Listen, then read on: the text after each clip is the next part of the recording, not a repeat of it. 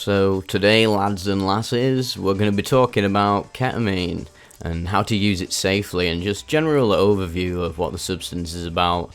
There seems to be a lot of fear around this substance, and for due reason, because out of other classic psychedelics, which this actually isn't a psychedelic, it's a dissociative, it's a classical dissociative substance of the aryl cyclohexylamine class. Fuck me, I must have butchered that.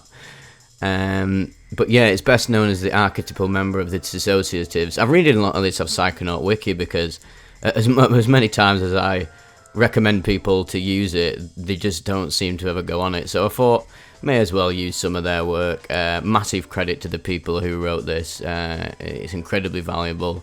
So yeah, ketamine can be compared to stuff like PCP, methoxetamine, DXM, and nitrous oxide, although each one of those substances are wildly different in the effects they produce, and ketamine is, again, considered the classical dissociative because of the effects it produces.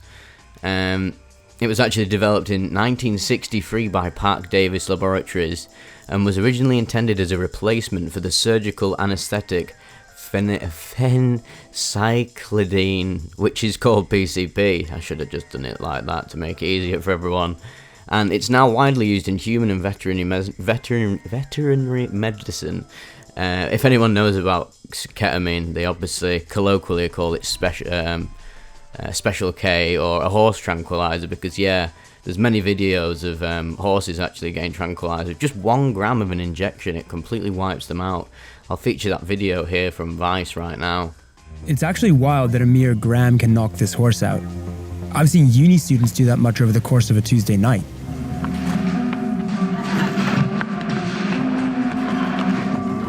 Next time, maybe try not doing so much, mate.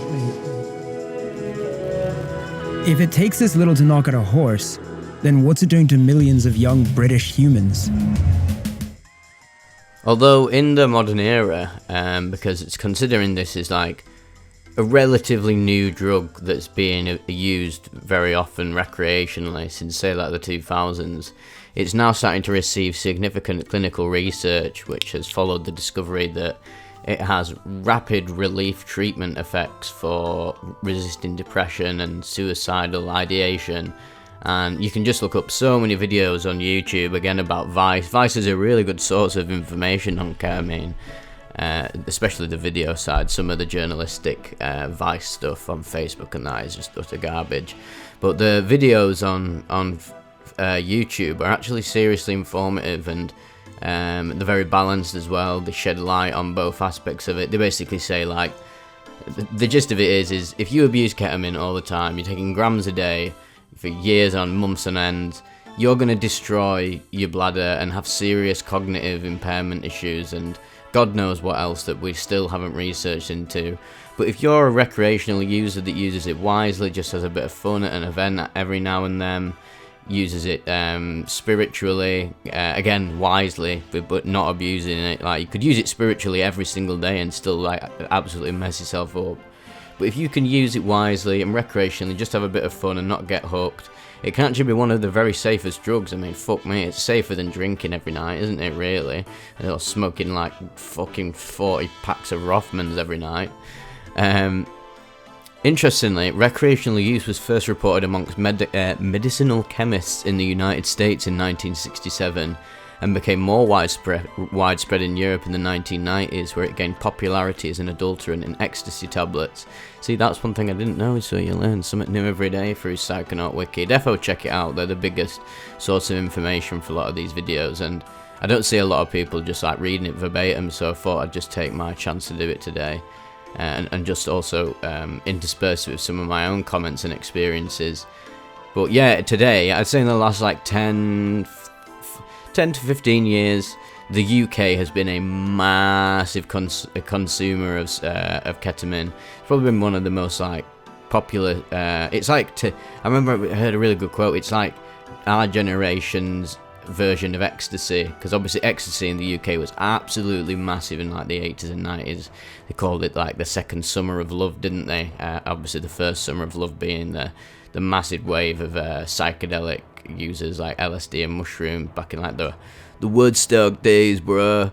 And now it's just basically associated with ketty teenagers and young adults getting absolutely wonked out their head at nightclubs and rave scenes. But what are the effects of ketamine? Mainly it's motor control loss, pain relief, internal hallucinations, memory suppression, conceptual thinking, immersion enhancement, and euphoria. And obviously, the big two main appeals of it, I'd say, are immersion enhancement and euphoria.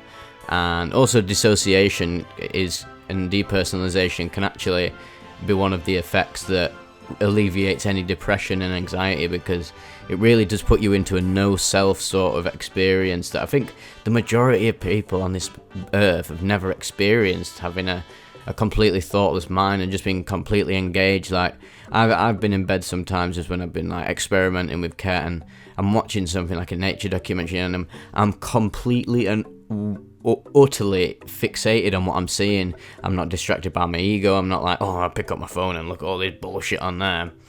I'm completely immersed in it, and it's definitely one of the best substances for immersion enhancement, and the euphoria of the physical feeling and just sort of feeling weightless is just absolutely indescribable. But one thing it doesn't talk about on Psychonaut Wiki, it might do at some point, but this is the deepest aspect of ketamine for me, is with higher doses or just the right set and setting. Like, my best set and setting is completely dark room, headphones on, eyes closed, relaxing your body as much as possible, complete tension. And what that can do is the music. I put on like ambient Nintendo music, or like Jeremy Soule music from Elder Scrolls, or like didgeridoo sounds, or what they called, Mongolian chants. And holy fuck, the dissociation just completely takes you out of your body. If you don't open your eyes, you are literally flying about in harmony with the melody of the music. Like, if the music gets higher, you're gonna go higher up, and it'll influence the geometry seen behind your eyes. I've been in so many crazy fucking geometric landscapes, mindscapes, cityscapes, whatever you want to call them. I'll put a picture of one here now that I think is amazing. The accuracy of this image is just astounding, because I can vouch for the amount of times I've been flying through these scenarios and visually disconnected areas on a high dose of ketamine, when again I just close my eyes, put on ambient music, and it takes me on a journey. It makes me fly around infinite like feelings of consciousness with no self at all. There's no thoughts at all, which is crazy. You're just letting the experience take you by the hand and throw you around. And even with like dark music, like I put on them Silent Hill chill mixes, and there's some weird noises in them, and regardless, there's just no ego to like analyze what's going on. It's like, oh, this is good or bad. It's just deep peace. And big ups to Josiekins for making that image, I believe, when she worked for Psychonaut Wiki. She's got some great videos. I'm just linking her avatar here, and I'll also link her in the description, so better be checking that out, because she's got a really good attitude towards psychedelic research with a subjective effect index, which you guys will love, so definitely get on that. So what is a K-hole really? Well, according to Psychonaut Wiki, again, I'm not the gospel here. I just like providing information that other people have scribed, because they've just done such a good job. And yeah, don't laud the applause on me for describing this. Really go and check out Psychonaut Wiki and Erowid if you want real information. Obviously I can provide a lot of stuff. I do know quite a lot of stuff, but yeah, leave it to the professionals really. If you want to ask a question sometimes on Instagram, I might just link you to Psychonaut Wiki and Erowid, because at the end of the day, the best way for you to consume information is for you to make the effort yourself, rather than rely on other people to describe it for you. And these are complete professionals who are writing all this stuff. So, yep, tangent over again. We know we fucking love them tangents. So what a K-hole can be described as the place a person finds themselves once visual disconnection becomes powerful enough to leave the person incapable of receiving external sensory input. This replaces their visual input with a space that subjectively feels as if it is outside of ordinary reality. And this is where I think the utter profundity of ketamine can come in. Like, you can be young, dumb, and full of spaghetti mine, and you could be out in the club and you just have a bit of ket and you just feel a bit wonky, and probably combine it with other drugs, but you're really only skimming the tip of the iceberg when it comes to this extremely powerful, profound compound that, yeah, has trippy aspects, but it's completely the opposite of psychedelic. Well, it's not completely the opposite, but the effects are just so dissimilar. You won't be getting any of the visuals or sort of like the heightened state of God consciousness. You'll get more of sort of like the Buddhist idea of no self, of just basking in nothingness and being at complete peace, rather than having like loads of metaphysical insights, which is still possible. I mean, I've had serious metaphysical insights into my life, sort of how I remember I've been on ket and I've been so ketty that I feel like I'm controlling everyone's actions and what they do. I've realised the reactivity and interconnectivity between people when I'm really, really ketty, just on the verge of a K-hole. But the visual appearance of a K-hole or the void can be described as a vast, mostly empty and darkened chamber, which often feels and appears to be infinite in size. This space is usually dark black, but can occasionally display itself with large patches of slow-moving, amorphous colour clouds or subtle geometric patterns across its horizon. At its higher levels, these voids are often populated with hallucinatory structures which are comprehensively described and documented in the subsection below. Let's get to that subsection then, my boys and girls. Yeah, I've seen some crazy fucking shit on ket, like, yeah, machinescapes, cityscapes. I've not quite kind of encountered entities, but when I'm just laying there with my music on and completely disconnected from my body, it feels like you're completely flying. There's this change in gravity and a powerful sense of tactile disconnection, and it literally feels like if the music is sort of like, you know, in your headphones and you've got right and left, if it's more dominant on the right, it feels like my body's being pulled to the right. If it's like a deep melody, I can feel like I'm pushing down, and if the melody goes higher, I feel like I'm ascending. It's absolutely, it's crazy. It's like, and it's when you get out of it, sometimes I just almost am on the verge of tears. I'm like, holy fuck, the fact that consciousness is possible of that is just utterly beautiful, I think.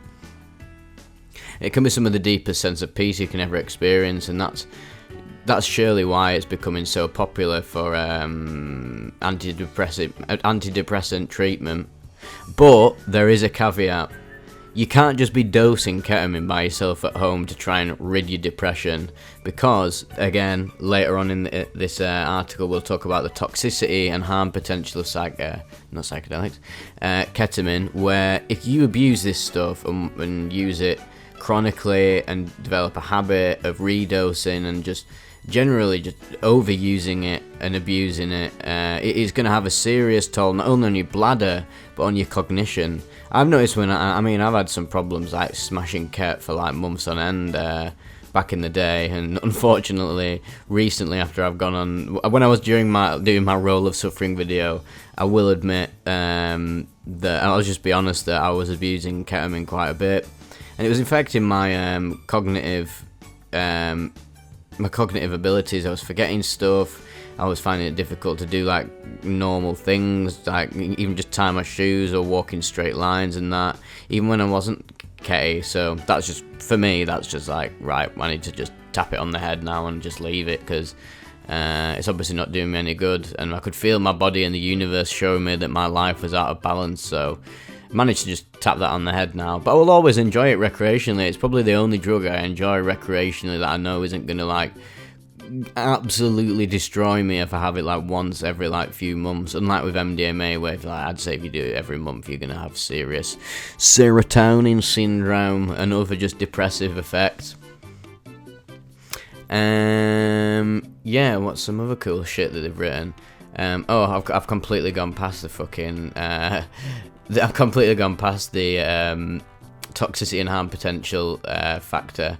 So here's a little radar that shows the relative physical harm, social harm, and dependence on ketamine. So yeah, it goes without saying that if you were to experiment with this substance, that it can possess a strong abuse potential at typical antidepressive doses because, let's say, a lot of drug users are depressed. Not everyone is. Loads of people can use drugs recreationally and not have any problems. There's literally absolutely nothing wrong with that. I mean, people have been doing it for fucking ever. But a lot of people who do gravitate towards substances like these that take them out of reality, that make them stop thinking about the thoughts, that like alleviate anxiety, a bit like benzos and stuff. You can get seriously addicted to it because at the end of the day, it's going to make you unsatisfied with sober reality when you're like, oh, this would be so much better if I was on cat. A bit like what I was saying in my cannabis video, which I know triggered a lot of people, but it's true. Like, you have to understand that some people literally can't cope with sober reality and they need that crutch to keep them going, and ketamine can be like cannabis but extremely more dangerous, really. Ketamine has now been fully reported to cause cases of severe bladder and liver injury if it's abused big time. I'm not saying if you have like 1 gram a month or something, it's gonna destroy your bladder. Maybe you might get like some urinary incontinence or frequency, and but compared to, I mean, you still don't want that anyway, but compared to some of the people, especially watch this Vice documentary that I keep showing videos of, I'll put it in the description, really does put things into perspective. Like, there's this guy who literally just has like a line of he has a Calvin Klein lad, which is I think it's British slang for mixture of cocaine and ketamine, which is like, holy fuck, one of them by themselves, just having a 1 gram line of that by itself is extremely dangerous for your mind and body, and then combine it with cocaine on the daily is like, mate, you're not going to survive a long time, and if you do, you're going to have serious physical ailments, lack of bladder, fucked up memory. It's just going to destroy you, innit, realistically. There's another thing called esketamine, which is a newer nasal spray formulation of ketamine, which doesn't have any reported cases and is purported to have a better safety profile. However, in recent short-term clinical trials, esketamine still more than doubled the amount of adverse bladder events when compared to placebo. Although 2/3 of esketamine incidents resolve themselves either without intervention or through a lowering of dosage, any physiological damage is acute and immediate. In typical dose regimens, steady-state concentrations are not reached.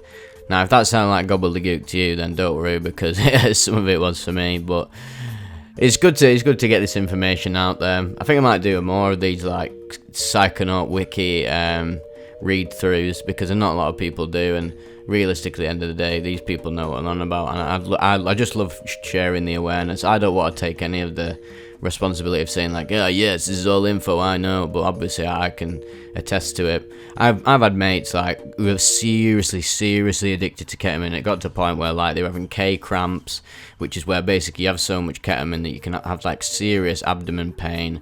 They were basically getting to a point where like they were on ket every single day. They were taking all these drugs to try and mitigate the effects of the ketamine, but because they were doing it so much, it barely had any alleviation process.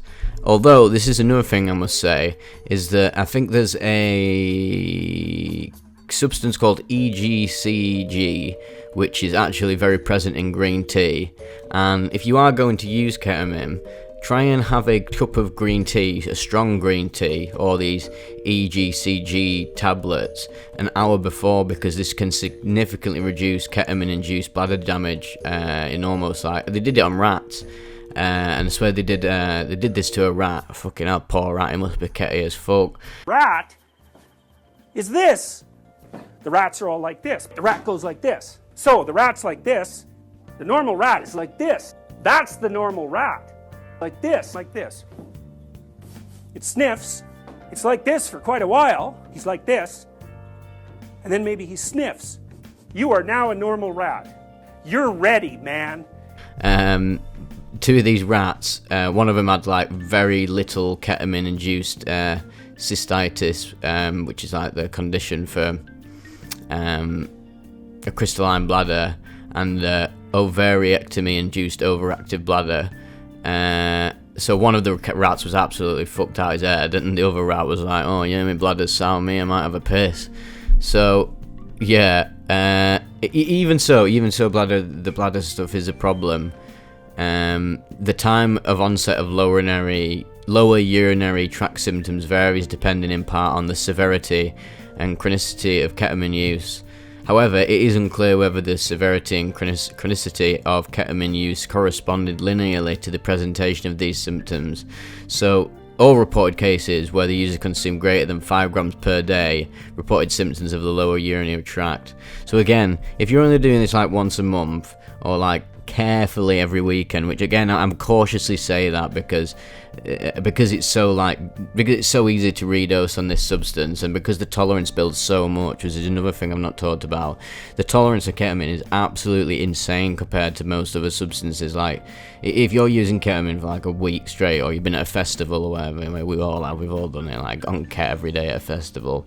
By the end of it, you try doing it and it just doesn't work. And also there's the aspect of the perma-tolerance. You can use ket for ages and you can genuinely see the permanent tolerance that'll never go down. Like aspects of it will go down, like if you gave it a few months and did it again, it would get you ketty. But like I've been points where I've used it and I've had like 4 gram or whatever. I'm not proud of saying this either, but I'm just saying this is, at the end of the day, we need to be open about this sort of stuff.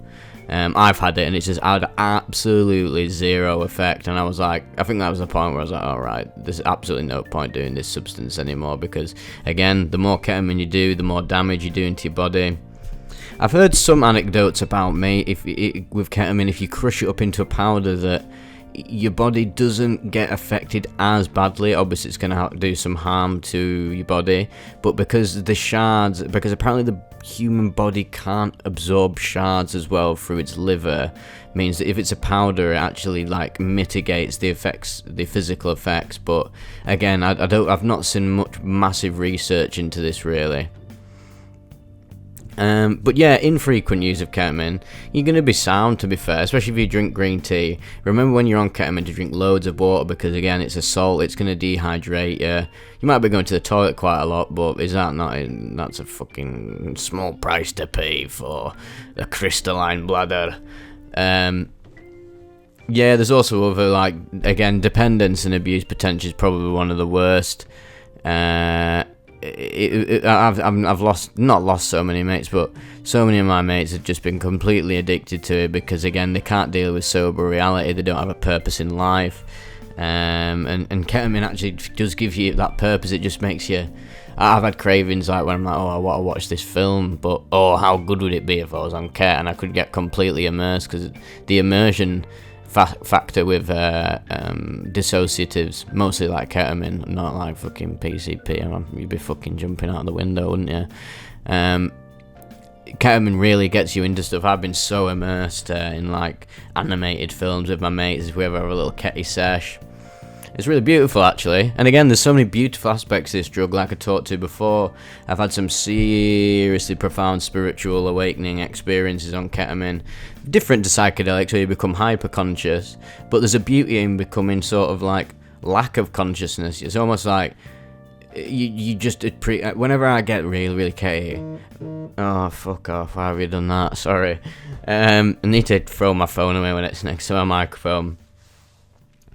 And there's been points where, yeah, I've just been laying there on my bed, we're flying around to fucking ambient Nintendo music, Dire Docs is jamming in the background, and I've had this deep sense of peace and this all-knowing that, oh wow, everything in life is going to be okay, no matter how like heavy or extreme or challenging it gets. It's all part of the master plan in a sense. Call me crazy, but I've had them experiences, and I challenge you, wise ketamine users, to just sit down one day, dark room, just have a fat line of ket, or not to the point where you might KO and do something crazy, but just a nice bit of ket, let yourself just completely bask in the experience, and you'll forget you're even in a room, and you'll fly around, and it will just be the most peaceful, like, mind-blowing experience ever. The closed-eye visuals are insane, even though they're so subtle. Just again, like, generic geometry, or being in a giant black void with, like, sort of in like a galaxy, and it just directly experiencing it is different to fucking me just describing it on YouTube. Another thing to talk about is probably dangerous interactions between this substance and others. Obviously, a lot of people like to do cocaine and ketamine, the Calvin Klein. It's obviously, yeah, recreational. If you want to have a fun time, it's definitely a fun substance to do. I hate cocaine. I really don't like it. It makes me feel horrible, and I've never really been one into it. I mean, I will admit I'll have one when I'm out with mates and I'm well pissed, and you just want to like love yourself out. I mean, I don't even get pissed anyway, but if I am out with my mates, it's usually going to get whipped out. I mean, it's everywhere in this country. But if we're just on the session, yeah, we'll have a cheeky Calvin Klein. There's no unexpected interactions, though it's likely to increase blood pressure, but obviously it's likely not an issue with sensible doses. Same with amphetamines. One thing I can actually attest to that's really not a good combo is whilst you're on Ket, mixing it with benzos like Valium or what's the other one, Xanax, anything that makes you sleepy. Can cause almost serious sedation and serious confusion, I've found, and the unexpected loss of consciousness at high doses can be quite dangerous. Obviously, vomit aspiration is a risk if the user is not placed in the recovery position. Other stuff like, alcohol can cause ataxia and bring a very high risk of vomiting and unconsciousness. It's really not good to mix Ket, which is like, obviously it can be an upper in some sense, but if you're taking loads of it and alcohol, you're probably just going to fall unconscious and not have a good time. This goes the same with opioids, GHB, tramadol. But interestingly, if you fancy increasing the oral absorption of ketamine, it may, if you have grapefruit juice, it may result in the user having double the concentration of ketamine in their system compared to normal, and the ketamine may also have a longer duration of effect. This likely applies to oral, sublingual, and intranasal administration.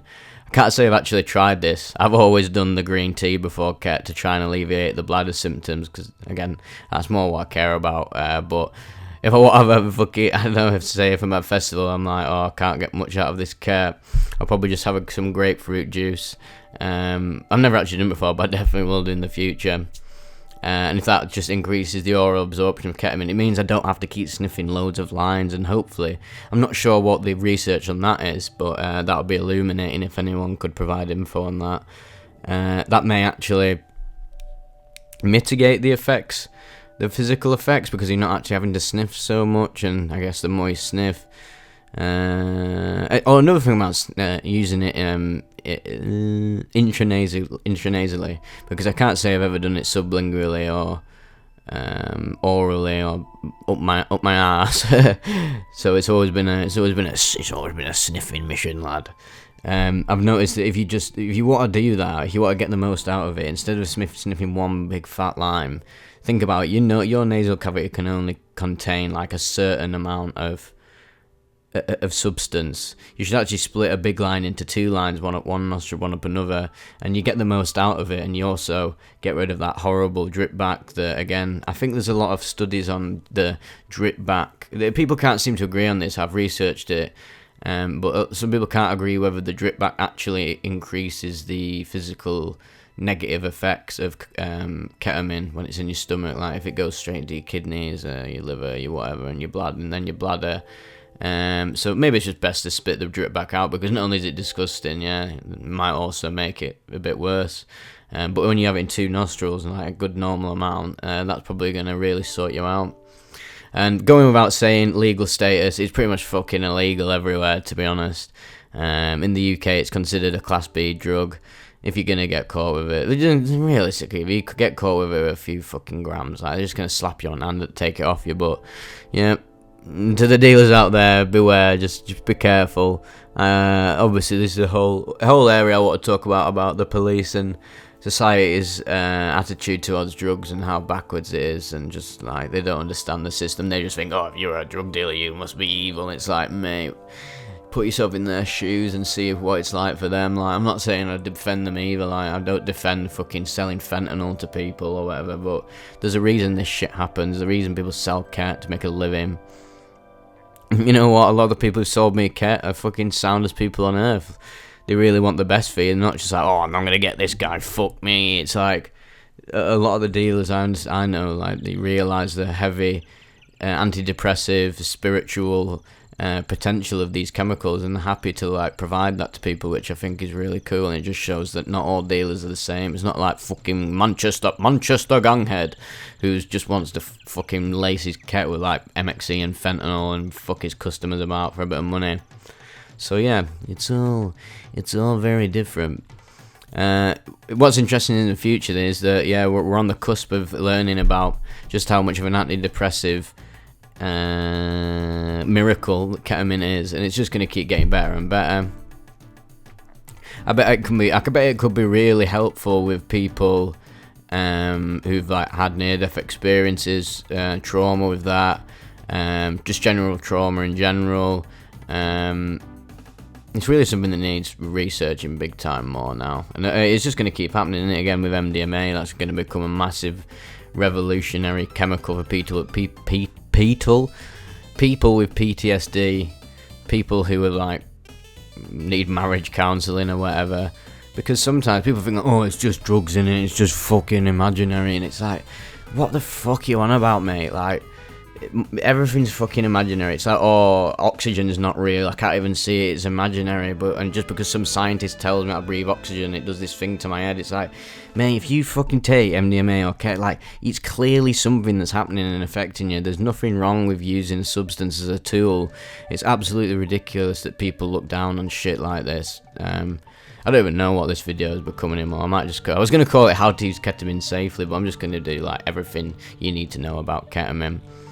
Any other interesting things to look at? Oh, there's some cool stuff here. The subjective effects.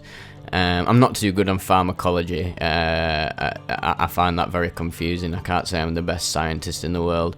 But if you want more info, get on this website, Psychonaut Wiki. Oh, here's a cool bit. Ketamine was first symphonized. I literally make new words every video. Was first synthesized at Park Davis Laboratories by the American scientist Calvin Stevens. That's funny that we call cocaine and Calvin Klein.